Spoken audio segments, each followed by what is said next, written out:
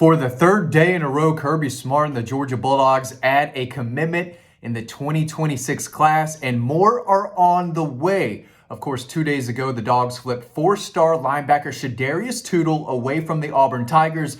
That was a massive flip, and one that Glenn Schumann is very happy about. And of course, yesterday, the Dogs landed four-star edge Kamari Brooks.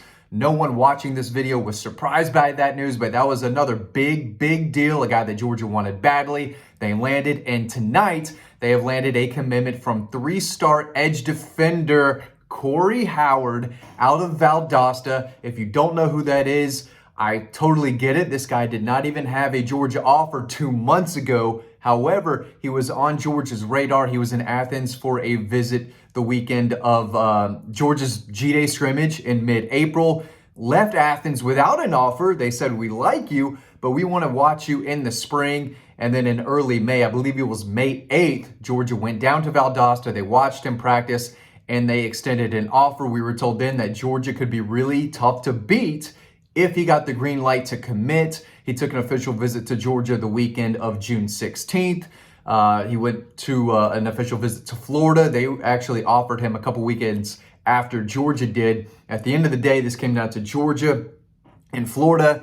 And tonight he made his decision public that he was going to commit to the University of Georgia, and that's what he did. So again, we told y'all that the Dogs were on a roll. They're adding commitments left and right. Again, that's not a surprise to anyone. And today they landed a guy that is not going to have 4 or 5 stars next to his name, but this is a guy that the staff likes. He is 6'6", 240. He's got size that you can't teach. He's got length. He's got potential. And he's a guy that worked out for the Georgia staff, and they liked him enough to where they said, you know what? Might be a little bit of a project, but again, you've got size, length. He's got a quick first step off the line of scrimmage. Made some plays last year for Valdosta. Didn't exactly light up the stat sheet, but he's a good player who made plays. He made only 36 tackles last year, but 10 of them came behind the line of scrimmage, had 4.5 sacks. So again, those are not jaw-dropping numbers, but the potential is there. You turn on the tape, those first few plays where he's just throwing guys to the ground and he's in the backfield in a split second, making a big hit on the running back and the quarterback, you look and say, okay, this guy can play a little bit, right? And again, the numbers aren't there, but you look at the measurables, the potential, and again, Trey Scott knows what he's doing. That's Georgia's defensive line coach, but this is a guy who lined up kind of all over Valdosta's defensive line. He can play standing up, kind of that 9 technique. He can play defensive end with his hand on the ground, and then he has also played at times right in the middle of Valdosta's defense. So again, he's got size, raw power, and I think if he continues to develop and work on his craft and work on his technique, he's going to be really good, or has the potential to turn into a really good player. So could be one of the sleeper guys in Georgia's class. But again, his recruitment kind of blew up this spring. Georgia offered May 8th, got him on campus for an official visit in mid-June, had him on campus last Friday for another workout, and he said, you know what, I'm ready to make my decision. And tonight he committed to Georgia, giving them, I believe, their 20th commitment in this class, their 10th from my math in the month of June. And again, they're not done. We told y'all commits were coming. And we could be right in the middle of things this week. I expect more good news to be coming sooner than later, more good news after that, and probably more good news after that. So we are right in the middle of a massive recruiting run that the Dogs are on. So we really appreciate y'all watching these videos. But, as I said in another video, it looks like this is the class where Trey Scott and the defensive staff, they're looking along the defensive line and saying, you know what, we're not going to spend a ton of NIL money here. We're not going to break the bank. We're going to look for guys with size and potential, guys that we can coach up. And Cory Howard's definitely a guy that fits that mold. His best football is way ahead of him. There's a reason a lot of schools offered. Georgia was his first SEC offer. Then Florida came, and he wasn't highly recruited by a lot of programs. And again, he only had 2 SEC offers. But the Georgia staff said, you know what? We can work with this kid. We think we can turn him into a really nice player. He's not going to break the bank. He's an in-state guy who, loves Georgia, wants to be part of this program, wants to work hard, and can play, in different spots. And when you're 6'6", 240, 245, and you're continuing to add weight, that can be a weapon. That can be a guy that you move around in different places. So he plays all over the defensive line for Valdosta and made plays in the backfield. I expect him to have a really, really strong senior season. I don't think he's ranked by the big outlet right now. I think another outlet has him around that top 100 player in the state.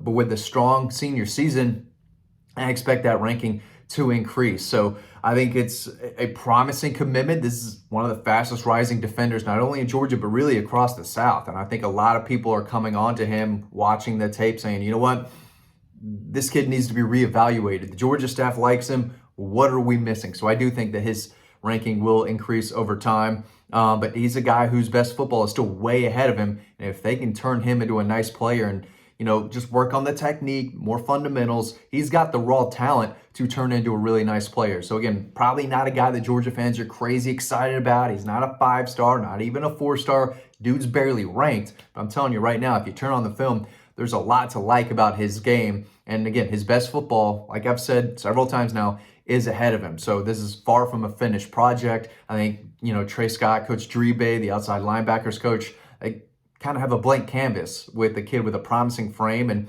some really nice overall athleticism and natural talent to work with. So I do think it's a pretty solid pickup considering, the potential that he has. South Georgia kid, works hard. So I do think it's a pretty nice pickup here. Not a flashy one, but still a guy that they beat out the Florida Gators for. So he's on board, right? They got Kamari Brooks yesterday, Shadarius Tootle the day before. Tomorrow, they could get more good news with Jay Lamar, the running back from Colquitt County, another South Georgia running back.